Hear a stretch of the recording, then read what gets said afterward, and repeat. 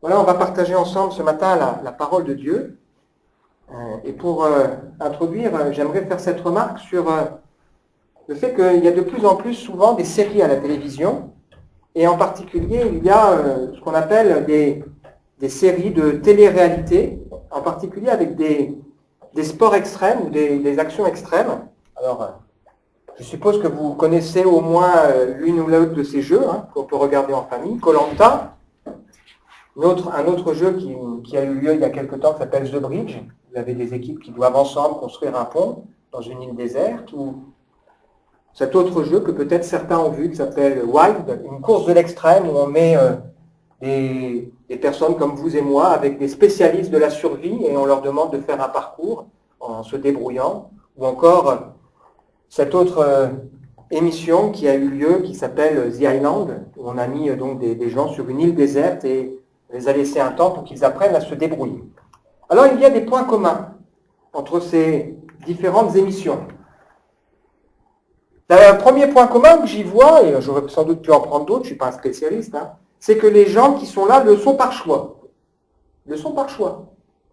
Ils ont envie de vivre une formidable aventure. Ils sont placés dans un milieu qui est hostile et ils savent pourquoi ils sont là dans un but qui est précis. Ils ont le nécessaire pour vivre ou survivre, mais ils vont avoir besoin d'apprendre à se servir de ce qui est mis à leur disposition. Il y a parfois des choses qu'ils ignorent et qu'ils doivent découvrir. Ils doivent aussi comprendre que l'unité, les alliances sont utiles, même si certains manipulent. Mais les alliances, l'unité est utile. Et tous ceux qui ressortent de ces expériences disent « je ne suis plus le même ». Quelque chose qui a changé en moi avec ce que j'ai vécu. Alors ils ont pour leur sécurité une balise ou un téléphone pour les localiser, et puis en cas de problème pour pouvoir appeler un médecin pour dire on arrête, ça devient trop dangereux. Alors on peut sans doute faire un parallèle entre ces émissions et la vie chrétienne, qui va nous servir à introduire le sujet de ce matin. La vie chrétienne, c'est un choix. C'est un choix. Personne ne peut marcher avec Dieu de force. C'est pas possible. C'est une formidable aventure. C'est une formidable aventure. Nous sommes effectivement dans un monde qui est hostile. Mais nous savons pourquoi on est là. Et on poursuit un but précis. On sait où ça va finir. On a cette espérance glorieuse. Dieu nous a donné tout ce qui est nécessaire pour notre vie, notre marche avec lui. On l'a lu. Encore faut-il qu'on apprenne à s'en servir. Encore faut-il qu'on comprenne comment le Seigneur veut faire les choses. L'unité, c'est-à-dire l'Église, c'est utile. C'est même indispensable pour notre marche avec Dieu. Et puis, comme ces gens qui participent à ces émissions, ce que Dieu vise, c'est la transformation de notre caractère. C'est la transformation de notre caractère. On apprend à mieux se connaître, mais aussi on apprend à se laisser travailler et sonder par Dieu. Alors il y a des différences, bien sûr, par rapport à ces émissions. C'est qu'on n'est pas en compétition les uns avec les autres.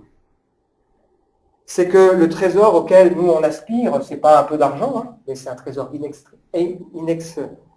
inestimable, qui ne peut pas être corrompu, qui ne peut pas nous être pris, qui ne peut pas nous être volé. Et puis la grande différence, qu'on n'est pas seul.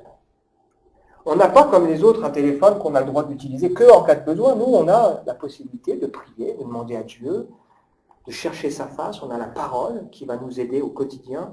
Et c'est dommage de s'en priver.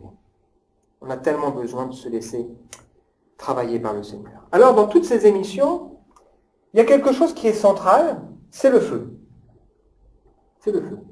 Les gens savent que s'ils veulent bien s'en sortir, ils ont besoin du feu, parce que c'est ce qui va leur permettre d'être réchauffés, c'est ce qui va leur permettre de cuire les aliments, c'est ce qui va leur permettre de résister aux choses, etc. Et le titre du message de ce matin, qui est inspiré d'une parole de la Bible, c'est « Rallume la flamme ». On va voir ensemble ce que ça veut dire. On est en train de partager la deuxième lettre que Paul va adresser à un jeune serviteur qui s'appelle Timothée. C'est la dernière lettre que Paul nous laisse dans la Bible. C'est la lettre d'un homme de Dieu qui est à la fin de sa vie, qui se trouve en prison, lié comme un malfaiteur, abandonné par ses proches, avec en même temps des personnes précieuses pour lui qu'il a dû laisser, parce qu'ils avaient certains une mission, donc de poursuivre l'œuvre de Dieu dans certaines villes, ou certains parce qu'ils étaient malades, comme Trophime, qu'il a dû laisser. Et il écrit à ce garçon qui s'appelle Timothée, qu'il considère comme son fils, pour lui donner d'une certaine manière ses dernières volontés, et surtout un encouragement. Alors, la dernière fois, on a vu ensemble les salutations que Paul va donner à Timothée. Je vais juste les relire pour nous remettre dans le contexte, et puis on va poursuivre un petit peu la découverte de cette lettre, en nous rappelant que dans la Bible, tout ce qui a été écrit l'a été d'avance pour notre instruction, afin que par la patience et par la consolation que donne l'Écriture, nous possédions l'espérance. Et Paul rajoute que le Dieu de la persévérance et de la consolation vous donne d'avoir les mêmes sentiments les uns envers les autres selon Jésus-Christ, afin que tous ensemble, d'une seule bouche, vous glorifiez le Dieu et Père de notre Seigneur Jésus-Christ. Et donc on va relire le contexte parce qu'il est très important, quand on prend un texte, de se dire mais c'est quoi le contexte? Sinon, on prend le risque de faire dire à la Bible ce qu'elle ne dit pas. On prend le risque, en prenant un texte comme ça, qu'on sort de son contexte, de se servir de la Bible pour nous dire ce qu'on a envie d'entendre, pour nous rassurer sur nos pratiques et non pas pour nous laisser interpeller par ce que le Seigneur veut dire.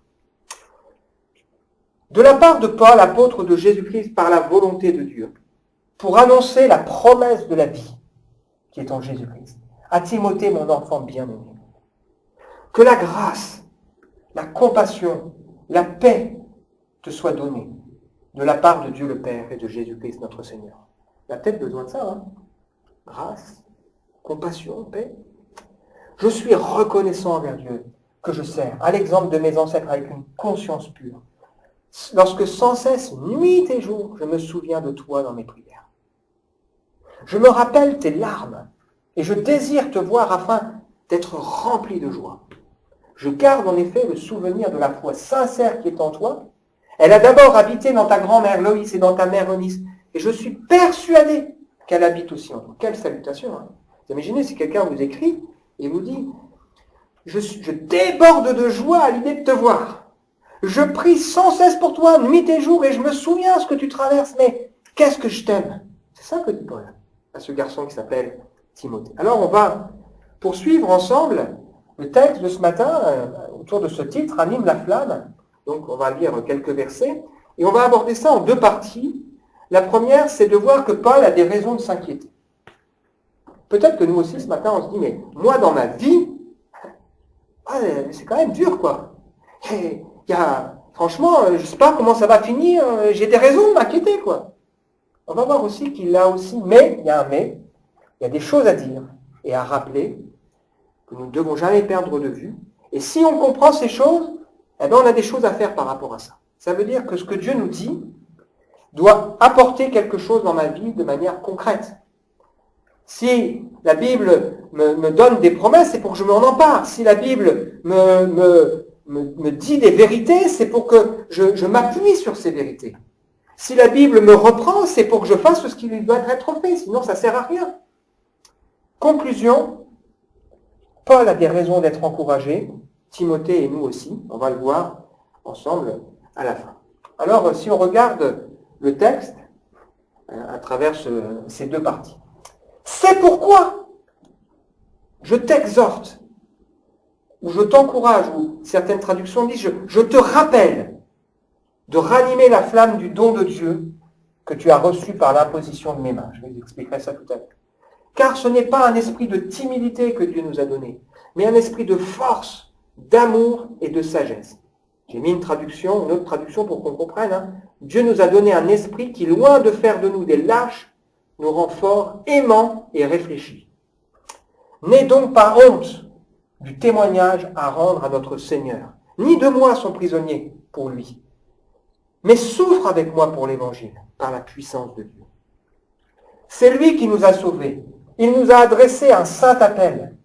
non à cause de nos œuvres, mais à cause de son propre dessein et de la grâce qui nous a été donnée en Christ Jésus avant les temps éternels.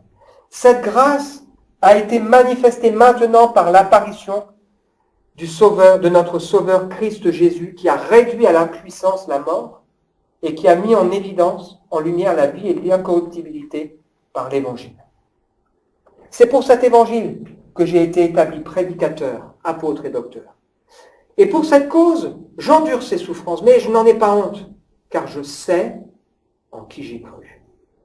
Je suis persuadé qu'il a la puissance de garder mon dépôt jusqu'à ce jour-là. Retiens dans la foi et dans l'amour qui est en Christ Jésus le modèle des saines paroles que tu as reçues de moi. Garde le bon dépôt par le Saint-Esprit qui habite en moi. Amen. C'est la parole de Dieu. Premièrement, Paul a des raisons de s'inquiéter, comme peut-être nous. Le contexte général est compliqué. On en a déjà un peu parlé la dernière fois, mais on peut redire 2 mots. Le contexte est compliqué parce que les chrétiens sont persécutés. Le contexte est compliqué parce que les gens n'ont pas envie d'entendre la vérité. Le contexte est compliqué parce qu'en plus, les gens, parfois certains, vont en plus déformer la parole de Dieu et il y a toutes sortes de faux enseignements qui circulent. Donc c'est compliqué. C'est difficile. Lui-même, Paul, se trouve dans un contexte personnel qui n'est pas simple. Il est en prison, en attente de son jugement, et il sait que sa fin est proche.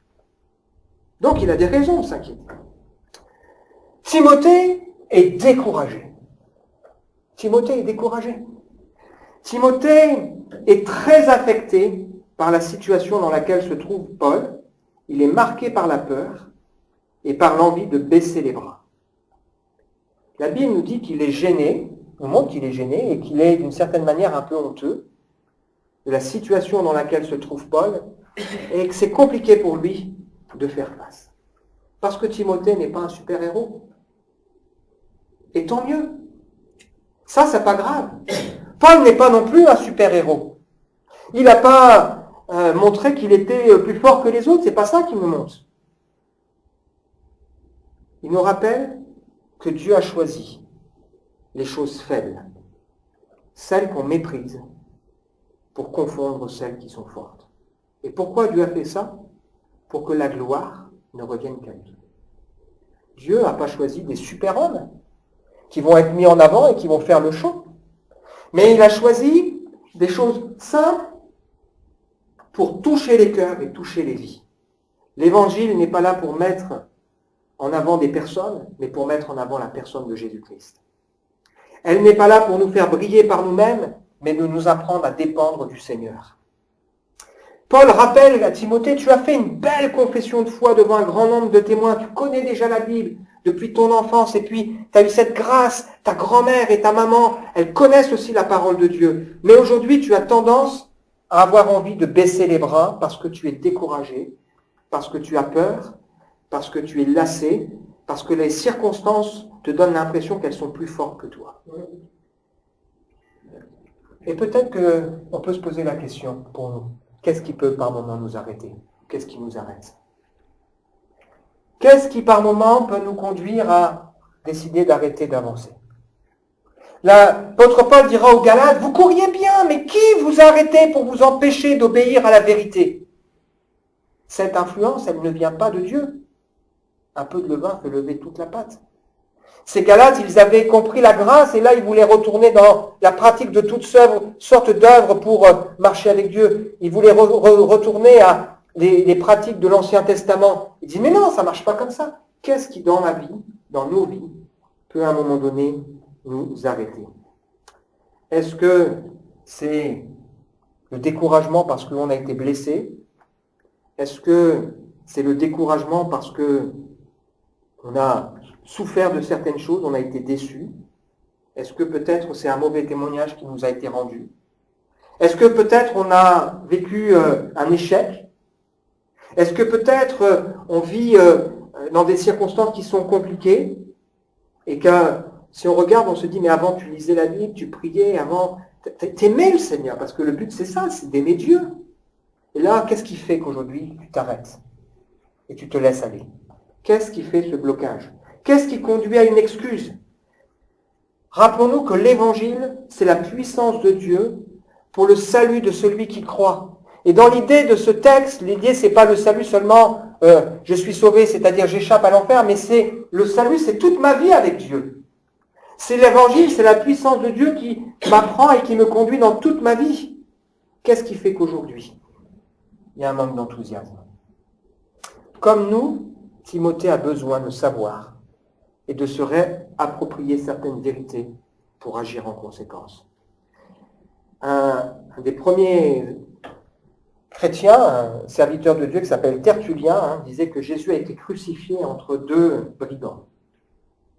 Comme l'homme, il est entre deux brigands. D'un côté, la dépravation qui éloigne de Dieu, où les gens disent de toute façon, moi Dieu, j'en veux pas. Et de l'autre côté, la religion, qui fait que l'homme pense que c'est par ses mérites, par ses efforts qu'il pourra plaire à Dieu. Et en tant que croyant, on peut vite tomber dans ce piège. Si je fais ce que Dieu veut pour moi, si j'obéis, si dans ma vie j'arrive à lutter contre certains péchés, alors je suis en paix, je marche avec Dieu, tout va bien. Si c'est plus dur que...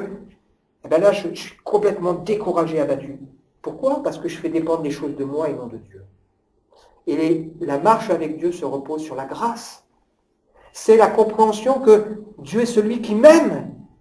Il m'aime quand je pêche. Il m'aime, et c'est parce qu'il m'aime qu'il veut transformer mon cœur et ma vie. Et bien sûr, la grâce n'est pas un prétexte pour vivre n'importe comment, au contraire. Mais c'est le désir de dire, Seigneur, je veux te plaire. Et je sais que, même si dans ma vie il y a encore des choses qui ne vont pas, tu es celui qui m'aime et c'est pour ça que j'ai confiance. Je n'ai pas confiance en moi, mais j'ai confiance en toi. Aimer Dieu et agir par amour pour lui. Alors, il y a des choses que Timothée doit se réapproprier. Deuxième part. Dieu nous a donné tout ce qui est nécessaire à notre marche avec lui. On a lu tout à l'heure, Dieu nous a donné des grandes et précieuses promesses, afin que par elles, nous puissions vivre. C'est ce que je lisais dans la deuxième lettre de Pierre. Ce texte nous dit à Timothée que Dieu nous a donné le Saint-Esprit, la vie chrétienne. C'est ce miracle extraordinaire de Dieu qui dit, dans l'Ancien Testament, qui annonce que l'homme ne pourra jamais vivre en paix avec Dieu, réconcilié avec lui. Mais Dieu veut créer avec l'être humain une relation nouvelle. Il veut changer son cœur. Il veut mettre son esprit dans le cœur de l'homme, changer son cœur, changer sa mentalité, changer sa façon de vivre, pour que, avec l'aide de l'Esprit de Dieu, nous puissions vivre la vie que Dieu veut. Et ça, c'est Dieu nous l'a donné.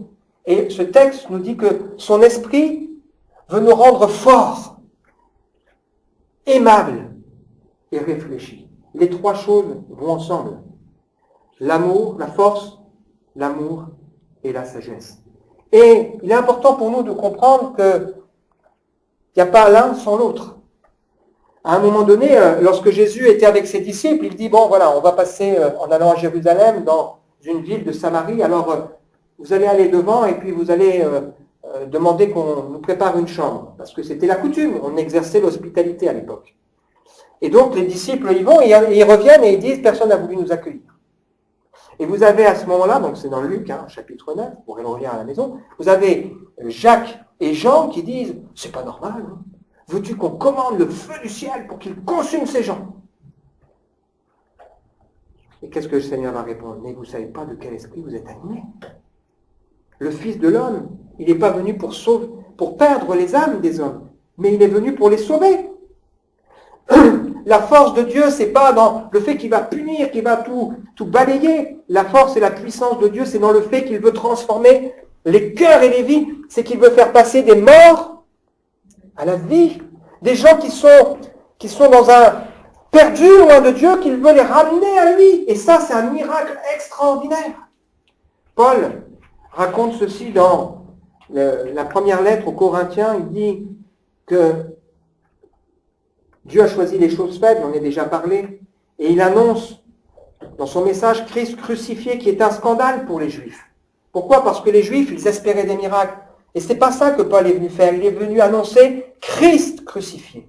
C'est un scandale pour eux. Pour les Grecs, eux, ils étaient marqués par les gens éloquents, une grande sagesse. Il dit, c'est pas avec la sagesse, mais c'est la puissance de Dieu. Et il ajoute ceci, ce n'est pas avec une supériorité de langage ou de sagesse que je suis allé vous rendre témoignage de Dieu. J'ai pas eu la pensée de savoir parmi vous autre chose que Jésus-Christ crucifié. Moi-même, j'étais au milieu de vous dans un état de faiblesse, de crainte, de grand tremblement. Ma prédication et ma parole ne reposaient pas sur les discours persuasifs de la sagesse, mais sur une démonstration d'esprit et de puissance, afin que votre foi soit fondée non sur la sagesse des hommes, mais sur la puissance de Dieu. Et qu'est-ce qu'il ajoute juste derrière? Cette puissance, c'est Dieu qui révèle sa parole dans les cœurs, pour nous amener à comprendre qui il est et à nous donner à lui. C'est ça la puissance que Dieu veut faire. Il veut transformer les cœurs et les vies. Son esprit nous remplit de force, et il y a l'amour. L'amour, ça va avec.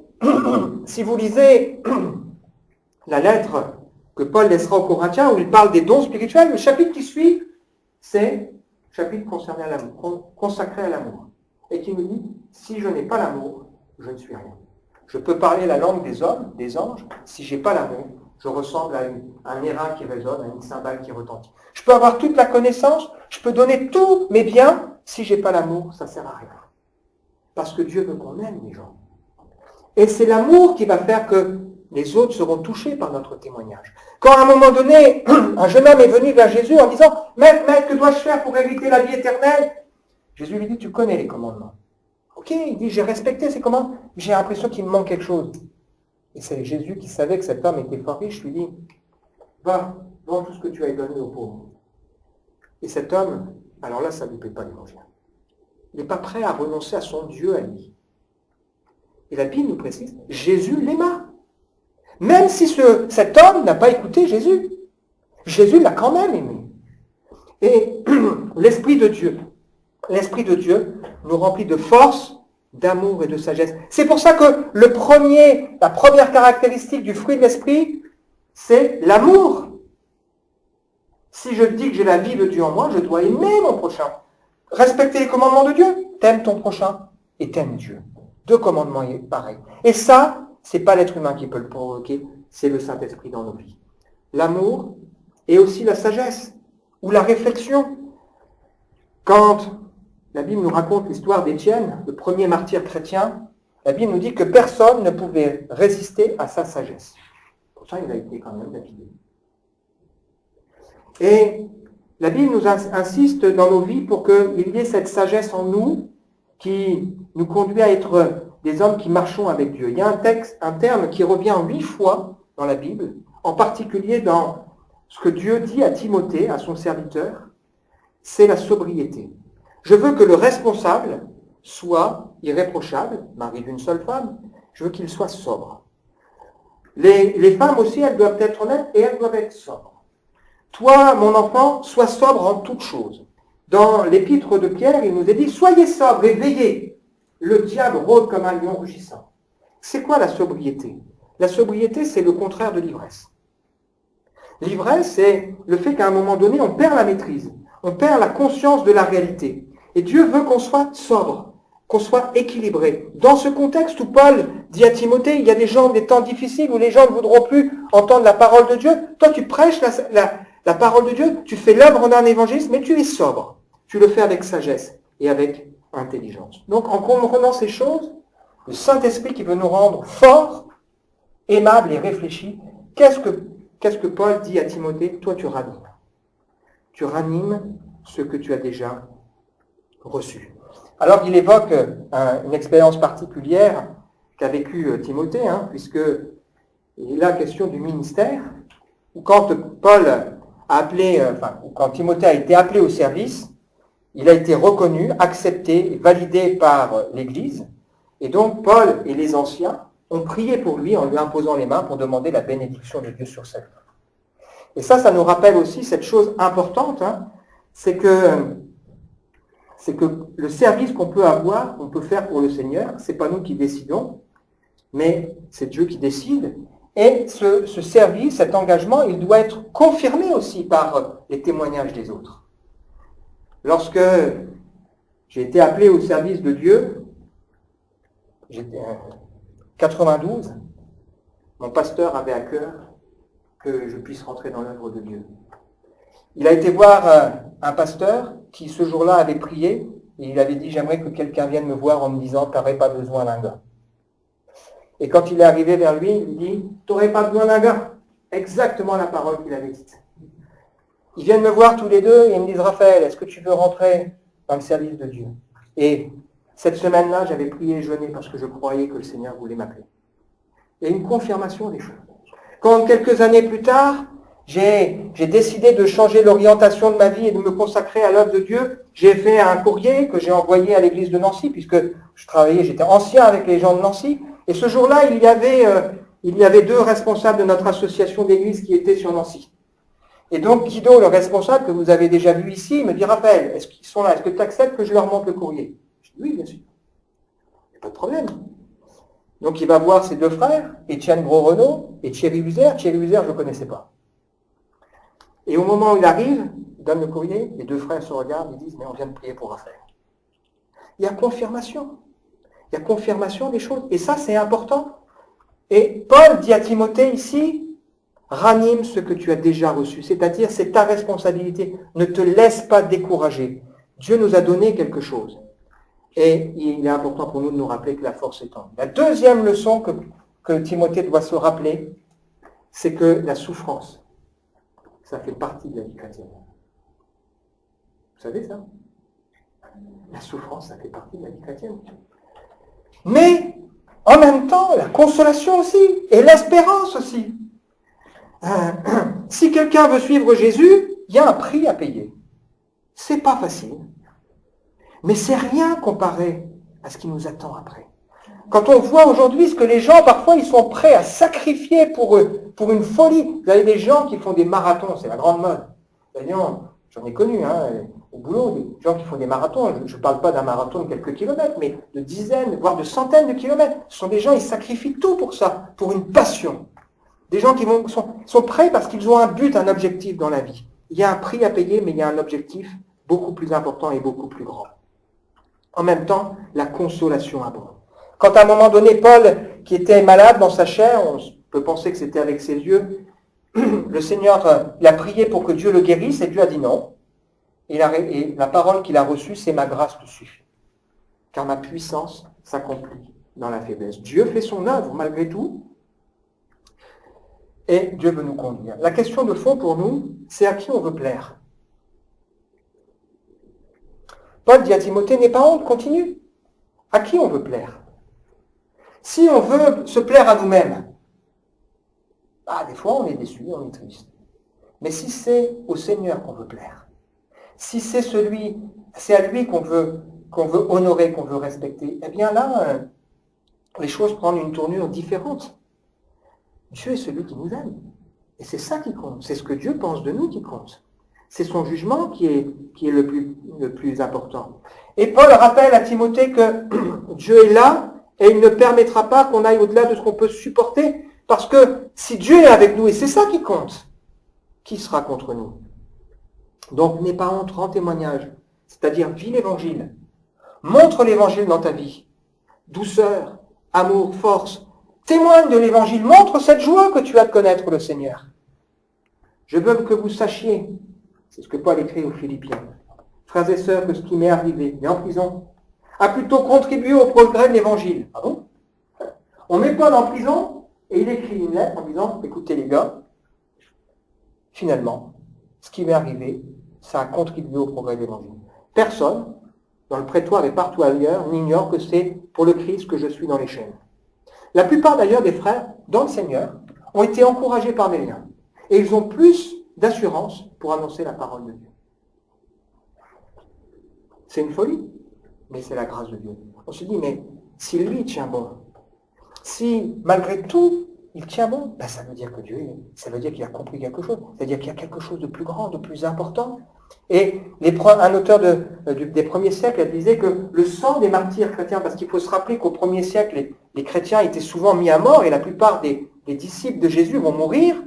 Le sang des martyrs est comme une semence de chrétiens, c'est-à-dire plus on en tue, plus on a. Parce que les gens autour se disent, mais il y a quelque chose quand même. C'est pas par hasard. la puissance de Dieu qui s'accomplit dans la faiblesse. Troisième chose que rappelle Paul à Timothée, je vais aller un peu plus vite, il lui rappelle que c'est Dieu qui t'a sauvé. Pour elle, regarde à la maison, c'est lui qui t'a appelé selon son dessein bienveillant et selon sa grâce. Par sa grâce en Jésus-Christ et selon son dessein. C'est Dieu qui l'a décidé. Et pour nous, c'est important de se rappeler que Dieu ne se trompe pas.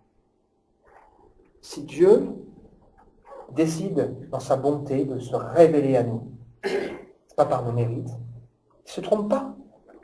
Et Dieu ne l'a pas fait parce qu'on était meilleur, mais il l'a fait par sa grâce. Et dans nos vies, si on se dit, mais je ne me sens pas digne de Dieu, c'est normal. Dieu ne t'a pas choisi parce que tu es digne, il t'a choisi parce qu'il t'aime et parce qu'il te fait grâce. Et il l'a fait selon son dessein, c'est-à-dire c'est ce rappel que Dieu est souverain, qu'il règne au-dessus de tout. On travaille dans des circonstances difficiles, eh bien c'est pas grave, Dieu est quand même là et Dieu règne. Et le Seigneur agit. Là, Paul qui s'est retrouvé en prison nous a rendu un service immense, il nous a rédigé la Bible. Il nous a rendu un service extraordinaire. Les gens qui étaient là autour disaient, regardez Paul, Dieu n'est pas avec lui puisqu'il est en prison, c'est que, en réalité Dieu était là. Et il pouvait le dire et le vivre. Et ce que Paul rappelle à Timothée, il lui dit, sois patient et sois confiant. En quoi? Pas en toi-même, mais sois confiant et patient en celui en qui tu te confies dans sa puissance. Et la quatrième chose qu'on doit sans cesse se rappeler, c'est que le triomphe de Jésus est total. Ok, tu vis des choses difficiles, mais le triomphe de Jésus est total. Le triomphe de Jésus est total. Ce texte nous dit que Jésus a réduit la mort à l'impuissance, qu'il a mis en évidence la vie et l'immortalité par sa résurrection. Lorsque on a pris Jésus, il y a eu des moments où tout le monde le suivait. Puis après, il se retrouve à la croix, il est tout seul. Même ses disciples le laissent tomber. Et dans ce moment-là, il triomphe. Là où tout le monde se dit c'est fichu, il n'y a plus rien, il triomphe. Il ressuscite 3 jours après, il triomphe de la mort, il témoigne de la résurrection, de cette grande réalité qui nous attend. Et ce que Paul dit à Timothée ici, il lui dit, retiens le bon dépôt, c'est-à-dire retiens le message de l'Évangile. Le message de l'Évangile, c'est un message qui nous dit que Dieu nous aime. Que Dieu, selon son dessein, a envoyé Jésus-Christ. Quand bien même le monde se dit, ça y est, Jésus, on n'en a plus entendu parler. Il est mort. Eh bien non, Jésus est vivant. Ce message, c'est un message qui nous dit que, encore aujourd'hui, Dieu sauve des hommes et des femmes. Et il fait un miracle extraordinaire, il transforme les cœurs et les vies. Il met en nous le Saint-Esprit pour nous permettre de vivre la vie de Dieu. Ce message extraordinaire, c'est que ce Dieu-là, même dans nos épreuves, il est à nos côtés, prêt à nous consoler, prêt à nous soutenir, prêt à nous aider, prêt à nous apporter toute sa grâce. Ce message extraordinaire, c'est que nous avons une espérance glorieuse. Nous savons où nous allons. Alors on doit ne pas baisser les bras. Conclusion. Je disais, la semaine dernière, on ne peut donner que ce qu'on a reçu. Moi, personnellement, je suis touché par ce texte qu'on lit. Et j'en ai aussi besoin de réentendre, de se rappeler ces choses. C'est précieux. Oui, il y a des raisons de s'inquiéter, mais il y a aussi des choses à nous rappeler. Dieu est tout-puissant, son triomphe est total. Il nous a donné tout ce qui nous est nécessaire. On a des choses à se rappeler, c'est que le Seigneur est à nos côtés, qui ne nous laissera pas tomber. Et puis, Paul est confiant. On y viendra la semaine prochaine. Il n'est pas confiant, Timothée. Pas confiant, Timothée. Il est confiant dans l'Évangile. Il croit que l'Évangile, ça reste la puissance de Dieu. C'est-à-dire le message de toute la Bible, c'est ce dont nous avons besoin, et il a confiance en ça. Et notre foi et notre espérance, elle n'est pas dans les hommes en disant, alors lui, tant mieux. Lui. Non, elle est dans l'Évangile. Elle est dans l'Évangile. Et pourquoi Paul, il peut se permettre de dire ça? Parce que lui le dit. Lui le dit. Il dit, je sais en qui j'ai cru. Paul n'est pas en train de dire à Timothée, écoute, bon, tu traverses des moments difficiles, accroche-toi, le Seigneur t'a donné le Saint-Esprit, Esprit rempli de force, d'amour, de sagesse, tu as été appelé par son dessein, par sa grâce, il est à tes côtés. Il y a des souffrances avec l'évangile, et accroche-toi. Et puis lui, il vit dans un paradis doré où tout va bien. Mais Paul, il est en prison, il est abandonné, et dans ces moments-là, il vit ce qu'il dit. Et c'est ça qui fait que ce qu'il raconte, ce qu'il partage, prend tout son sens. Il n'a pas confiance en Timothée, mais il a confiance dans le message de l'Évangile. Que le Seigneur nous aide et que le Seigneur nous bénisse. On veut prendre un temps pour se recueillir et prier pour que ce qu'on a reçu puisse travailler nos cœurs et nos vies. Amen. Seigneur, nous croyons que ta parole est la vérité. Nous croyons que ta parole elle est suffisante pour consoler, exhorter, pour reprendre, pour nous instruire, pour que nous soyons propres et équipés pour tout ce que tu veux pour nous. Nous croyons que ta parole, Seigneur, elle est la vérité et nous croyons que le Saint-Esprit veut prendre ta parole pour qu'elle se révèle dans nos cœurs pour nous amener à découvrir la vie que tu veux. Nous croyons aussi, Seigneur, qu'effectivement, comme nous l'avons lu, le Saint-Esprit est suffisant pour nous garder, nous remplir, changer encore notre caractère. Nous croyons, Seigneur, que c'est toi qui nous appelles par ta grâce. C'est pour ça qu'on veut lever les yeux vers toi.